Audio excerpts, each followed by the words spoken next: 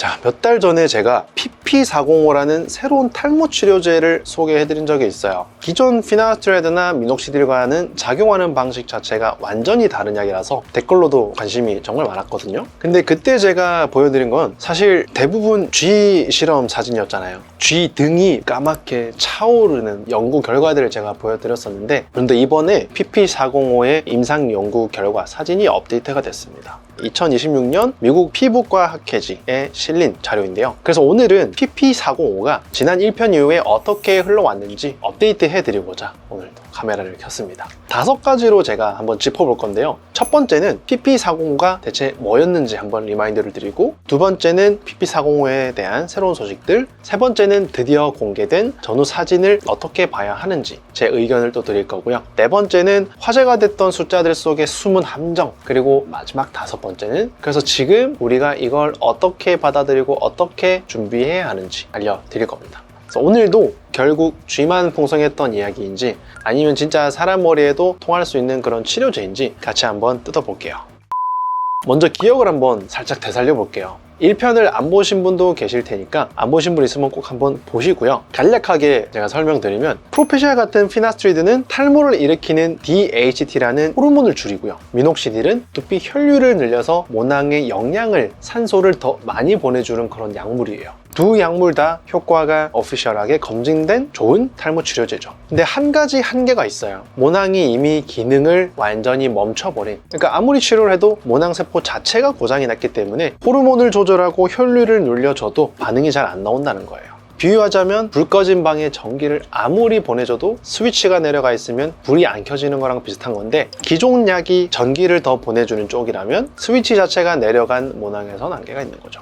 그래서 이런 잠들어 있는 모낭, 만성적인 휴지기에 빠진 모낭들을 살려주기 위해서 현재 PRP 모낭 주사나 줄기세포 치료를 하고 있기도 하지만, 이 치료들은요 두피에 주사를 통해서 하는 그런 치료들이고요. 반면에 PP405는 바르기만 해도 되는 아주 간편한 약이라는 점이 조금씩 달라요. 그래서 원리를 아주 간단하게만 좀 짚으면요, 모낭 줄기세포는 세포 안의 대사 상태가 바뀔 때 깨어나거든요. 핵심은 이 MPC라는 단백질을 막는 거예요. MPC를 막으면 세포 안에 퓨르브산이라는 물질이 쌓이게 되고, 그게 젖산으로 바뀌는 경로가 활발해지면서 잠든 줄기세포가 깨어나는 신호를 받게 됩니다. 쉽게 말하면 모낭한테 영양을 더 주는 게 아니라 모낭 안에 에너지 스위치를 다시 켜주는 거죠. 결과론적으로는 PRP 줄기세포와 같은 결론을 내는 그런 치료제예요. 실제로 2017년에 UCLA 연구팀이 네이처 셀 바이올로지에 발표한 연구에서는요, 이 스위치를 켠 쥐는요 정상보다 훨씬 빠르게 털이 자랐어요.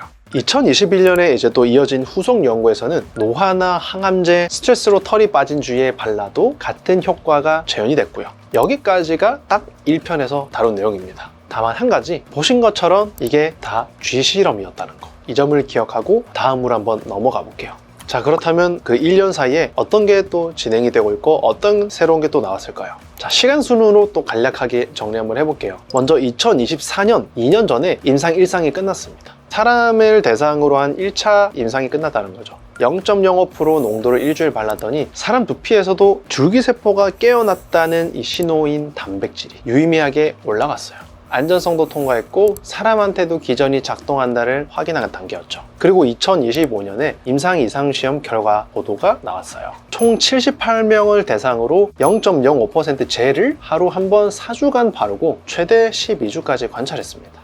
핵심 결과는 탈모가 심했던 남성 그룹의 31%에서 머리카락 밀도가 20% 이상 늘었다는 거였어요. 위약군에서는 0%였고요. 이 숫자가 인터넷을 한바탕 뜨겁게 만든 거예요. 이 31%라는 숫자는 뒤에서 따로 제가 한번 자세히 뜯어볼게요. 그리고 또 올해 2026년 미국 피부과 학회에서 드디어 사람 전후 사진이 처음 공개됐습니다. 미국 피부과 학회지에 실린 거니까 어느 정도 신빙성이 있고 신뢰도가 있는 거예요. 이거는 무조건 깔고 가는 거예요. 이 발표에서 임상시험을 진행하는 제약회사가 새롭게 강조한 게 하나 있는데, 바로 모낭 단위라는 개념이에요. 모낭 단위는 머리카락 한 가닥씩이 아니라요, 여러 가닥이 한 다발로 묶여 나오는 모낭 주머니 하나를 말해요. 이 단위를 말하는 거예요. 보통 약 효과를 볼 때는 전체 털 개수가 몇 % 늘었나를 보는데 이 회사는 그거 말고 비어있던 모낭 단위가 또 몇 개나 다시 살아났냐를 보겠다고 한 거죠. 회사 입장에서는 PP405가 잠든 모낭을 깨워서 다시 머리카락이 자라게 하는 약이니까 이 평가 기준이 본인들의 약물의 강점을 더 잘 보여준다고 본 거죠. 자, 그렇다면 많은 사람들이 궁금해하는 전후 사진을 한번 같이 보시죠. 이 사진이요, 미국 피부과 학회지에서 공개된 전후 사진 중 하나입니다. 왼쪽이 치료 전, 오른쪽이 치료 후 84일 뒤입니다. 보는 법부터 알려드릴게요. 가운데에 거뭇한 점 보이시죠? 이게 같은 자리를 찍었다는 기준점이에요. 왜냐하면 우리는 같은 부위를 계속 평가해야 전후 데이터 변화가 확실하게 평가가 되니까요. 이 점을 맞춰놓고요, 같은 부위를 계속 추적해서 그 주변 모발의 굵기나 모발의 개수를 평가합니다. 그래서 이 사진 정렬 자체는 정말 잘했어요. 신뢰도 있는 그런 세팅을 위해서 한 것들이고 칭찬받을 만합니다. 그 다음에 이제 효과를 봐야겠죠. 주황색 동그라미 친 자리, 원래 털이 있던 모낭에 털이 더 늘어난 거 보이죠? 이거는 사실이에요. 있는 그대로 보시면 돼요. 실제로 일어난 변화로 보이고요. 그런데 여기서 중요한 게 하나 있어요. 이렇게 이미 살아있는 모낭에 털을 더 늘리는 건 PP405만 하는 게 아닙니다. 프로페시아도, 아보나트도, 미녹시딜도 다 하는 일이거든요. 그러니까 효과가 있다, 이거는 맞지만 새롭다고 보기는 어려운 거죠. 그리고 또 정직하게, 정확하게 하나 또 짚어야 할 게 두 가지 있는데, 하나는 오른쪽 사진이 왼쪽 사진보다 살짝 더 어두워요. 사진이 어두우면 같은 털도 더 진하고 굵어 보입니다. 두 번째는요, 더 중요한 건데, 이 사진은 50명이 넘는 치료 참가자 중에서 골라낸 거겠죠. 당연히 가장 잘 나온 사람을 보여주는 거예요. 이걸 평균이라고 생각하시면 안 됩니다. 그러니까 이 사진은 인상적인 건 맞지만 기대치를 너무 크게 가지고 있으면 안 된다. 또 숫자에 대해서 얘기를 하고 끝낼 건데, 아까 제가 31%에 대한 숫자를 말씀드렸잖아요. 이게 사실은 전체 참가자의 31%가 아니에요. 탈모가 심했던 남성 소집단의 31%예요. 그러니까 78명 전체에서 위약군을 빼고요, 여성을 빼고 심한 탈모가 있는 남성만 셀렉을 하면요, 아주 소수만 남습니다. 그래서 한 분석에 따르면 그 소집단이 16명 정도고 그 중에 31% 정도면 5명 앙파키라는 거예요. 그리고 왜 하필 중증 탈모군이냐? 여기 함정이 있어요. 원래 털이 거의 없는 사람은요, 작은 변화도 퍼센트가 확 튀어요. 공부를 전혀 안 하던 친구가 공부를 하면 30등에서 10등, 5등까지는 진짜 금방 가요. 엄청난 갭입니다. 근데 공부를 좀 하던 친구들은요, 5등에서 1등, 2등 가는 게 굉장히 어려워요. 갭이 어느 정도 적죠. 마찬가지로 탈모가 심한 사람들은 탈모 치료를 조금만 해도 확 데이터가 나와요. 그러니까 5가닥에서 7가닥이 되면 40%가 증가하는 겁니다. 근데 똑같이 2가닥이 증가하지만 100가닥에서 102가닥이 되면 2% 증가한 거죠. 새로 자란 모발의 수는 2가닥으로 동일하지만 퍼센트가 차이가 많이 나요. 그래서 20% 증가라는 말이 대단한 변화가 아닐 수 있다라는 거예요. 회사가 절대적인 모발수, 그러니까 몇 가닥에서 몇 가닥으로 늘었다를 아직까지 공개하지 않아서 임상시험이 더 진행되고 그런 결과를 한번 우리가 확인할 필요가 있지 않을까. 그러면 조금 더 이 약물에 대한 기대치를 어느 정도 가져야 될지 조금은 명확해질 것 같고요. 또 하나 화제였던 거는 효과가 되게 빠르다는 점이었어요. 기존 우리가 사용하고 있던 치료제들은요, 최소한 4개월에서 6개월 정도, 그리고 길게는 1년에서 1년 6개월 정도는 써야 충분한 효과가 보이거든요. 근데 PP405는요, 그것보다도 훨씬 빠르게 4주에서 8주 만에 반응이 나왔다. 기존의 치료제들보다 너무 빠른 치료 효과가 나온 거죠. 근데 이게 자세하게 한번 따져봐야 됩니다, 우리가. 사실 미녹시딜이나 피나스트리드도 현미경으로 털 개수를 세보면 4주에서 6주면 이미 변화가 잡히기는 하거든요. 우리가 체감하는 변화가 4개월에서 6개월 정도, 또 길게는 1년 정도 걸린다는 거지. 이렇게 우리가 현미경으로 진지하게 측정을 하면 아마 우리가 지금 치료제로 쓰고 있는 것들도 4주에서 6주, 4주에서 8주라도 아마 변화 데이터가 있을 거예요. 이거는 제가 봤을 때 큰 이슈가 될 필요가 없다고 봅니다. 현미경적으로 평가를 한 거니까. 나중에 이 치료제도 결국 나오면 눈에 보이는 변화는 아마 한 3, 4개월 최소한 필요하지 않을까, 그렇게 생각이 들어요.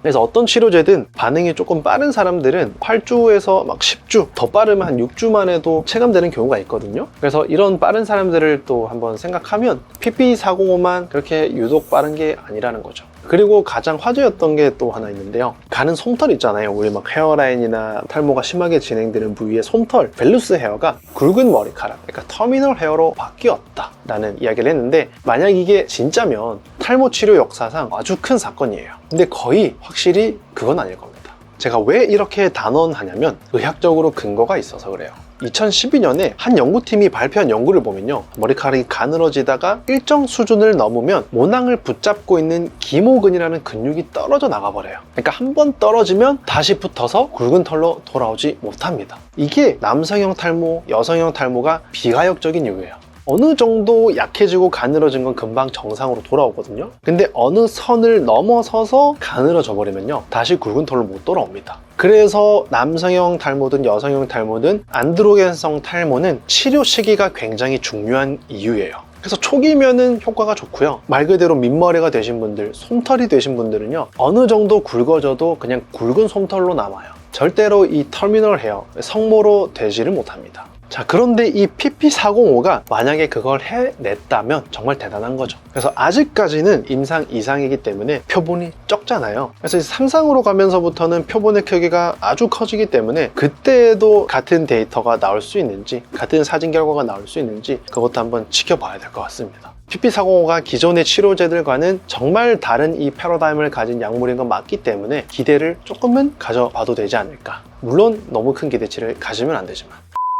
자, 그래서 정리를 하면요, 지금까지의 PP405를 우리가 어떻게 봐야 되냐면, 먼저 짚을 한계점은 전후사진은 4주만 바르고 8주를 쉰 다음에 찍은 거예요. 매일 꾸준히 쓰면 더 좋아질지 정체될지, 아니면 줄기세포를 계속 깨우는 게 장기적으로 더 좋은 건지, 이런 큰 질문들에 대한 답이 아직 나오지 않은 상태고, 1년, 5년 더 긴 임상이 또 필요하기도 합니다. 시판된 후에도 데이터도 또 봐야 되고, 특히 이 약물은 줄기세포를 깨워서 분열시키는 방식이라서 짧게 사용했을 때는 안전하더라도 긴 시간 매일 썼을 때 똑같이 괜찮을지는 긴 호흡으로 확인해야 될 부분이 있긴 해요. 이런 의문을 가질 수밖에 없는 게, 쓰면 쓸수록 좋았다면 임상에서도 4주만 바르고 또 8주도 계속 발랐겠죠. 그리고 아직 표본이 큰 논문으로 검증된 게 아니라 보도자료와 학회 발표 수준에 머물러 있기 때문에 아직까지는 그 신뢰도가 그렇게 높은 편은 아니다. 물론 이 제약회사가 거짓말을 한 건 아니지만 개별 사실들을 묶어 놓으니 실제보다 좀 더 좋게 들리도록 표현된 부분들이 있을 수도 있다는 거예요.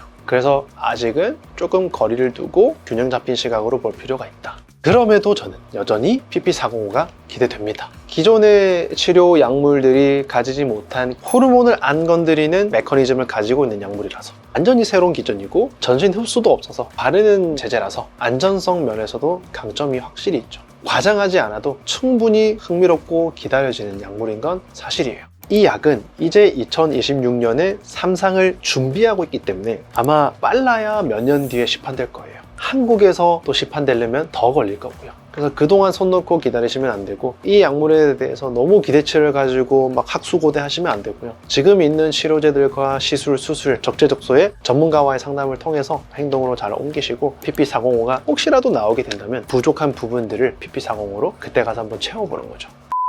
그래서 제일 중요한 거는 탈모는 치료를 빨리 할수록 좋다. 어느 정도 가늘어져 버리면 치료 효과가 한계가 생깁니다. 그러니까 오늘 제가 마지막에 정리하면서 말씀드린 것들, 프로페시아 미녹시딜, PRP도 있고 보톡스도 있고 무발이식, 두피 문신, 지금 검증된 것들만 잘 활용해도 우리는 충분히 탈모 탈출할 수 있고요, 탈모 극복할 수 있습니다. 늦기 전에 행동으로 옮기시는 게 중요하다 말씀드리면서, 저는 다음 영상에서 또 인사드리고요, PP405에 대한 또 새로운 뉴스, 업데이트 소식이 있다면 그때 또 가져와서 소개해드릴게요. 감사합니다.